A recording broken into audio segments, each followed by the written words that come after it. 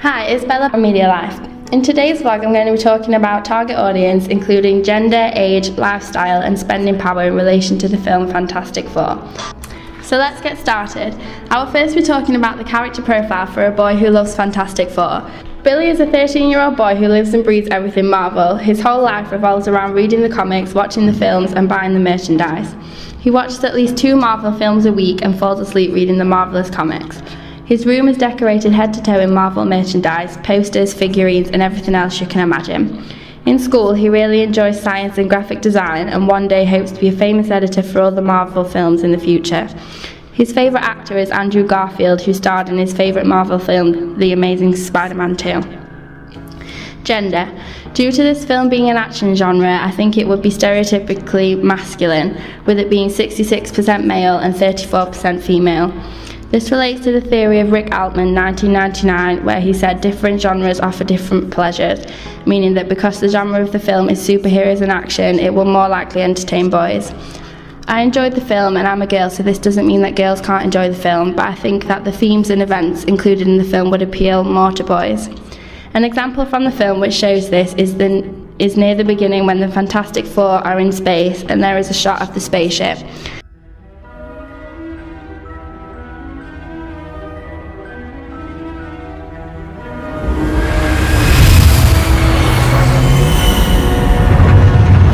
I think this would appeal to boys because it is showing off the impressive graphics and extravagance of the CGI, which I think grabs boys' attention a bit more. Also, the fact that Jessica Alba stars in the film will appeal to a lot more boys. This links to the star persona theory by Richard Dyer in 1975, as having an attractive woman will stereotypically attract boys to the film. Now moving on to age. I think that the targeted age group for this film would be children between the ages of 9 and 15. However, it is also a good family film. The reason I think this is the targeted age is because the themes and content of the film aren't very complicated, so it is easy for a younger audience to understand. But also a younger audience would be more impressed by the striking visual effects and also would just find it enjoyable to watch. This links to the theory of Dennis McQuayle 1972, as Fantastic Four is a film that is easy watching and relaxing, so it is consumed for escapism. Also, the film has quite light humour which I think would appeal to a younger audience as well. For example, the part of the film where they hit Thing's knee with a hammer and instead of it hurting him, his leg just responded by shooting up. You feel anything? Nope. Okay. I'm now going to talk about lifestyle. The NRS, the National Readership Survey, is a separate organisation specialising in demographic information. Using this lifestyle profile, I said the targeted lifestyle for the audience of this film would be C, which is settled suburbans. I thought this because the film is targeted at families and settled suburbans are usually fairly upper class families. The theories of John Hartley, 1987, and Yen Ang, 1991, relate to this as they suggest that producers create invisible fictions or imaginary entities before creating media products. This means that they have the target audience in mind before and while making the product, which I think is the case in this film because they will have needed to make the script and themes of the film appeal to families.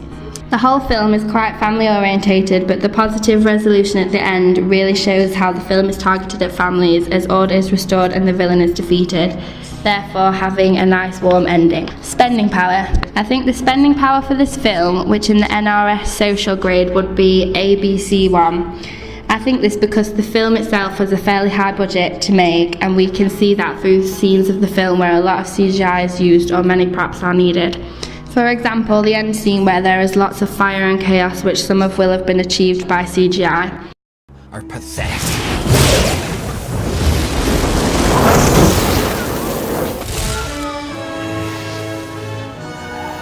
You miss me. So because this film is high budget, the audience needs to have a high disposable income in order to consume the film and to purchase merchandise that would be produced because of the film. Uses and gratifications. The theory of Dennis McQuayle 1972 stated that there are 4 reasons that people consume media products. One of them is surveillance. This means that people use media products to find out information. Another one is escapism, which means that people consume the product for leisure and to escape their world. This is the one that applies to the Fantastic Four, as people watch it for entertainment.